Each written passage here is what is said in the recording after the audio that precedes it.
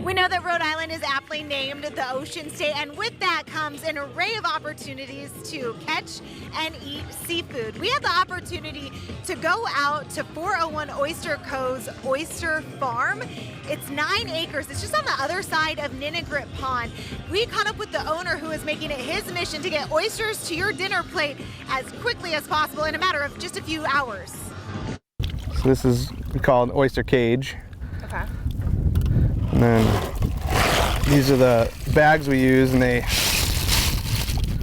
house the oysters. So there's like just over 300 to 325 oysters in this bag here.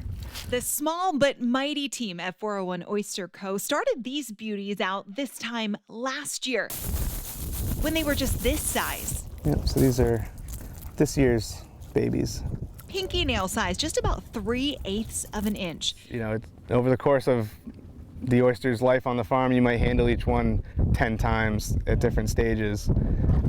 So I think a lot of people are surprised when they see the process and realize how labor intensive it is to get them to a 2-year-old oyster that's on your plate at the raw bar.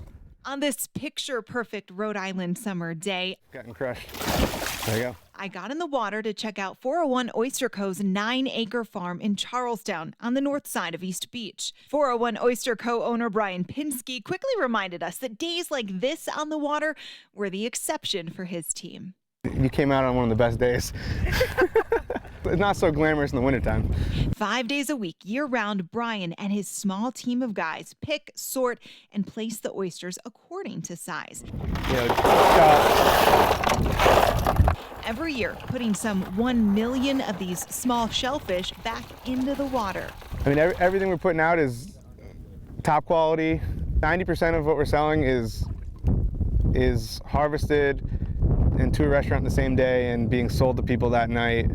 These mollusks help filter out water and in doing so grow. What they eat determines how quickly they grow, their shell size, and most importantly, their flavor. The taste kind of fluctuates based on where they're grown and how they're grown. Like, they're pumping the water that's in the pond or in wherever you're growing them, and whatever minerals and whatever food is present, that's being incorporated into the flavor when you eat them. 'Cause, you shuck it and there's still a little bit of liquid in there, and that's the water that they were growing in.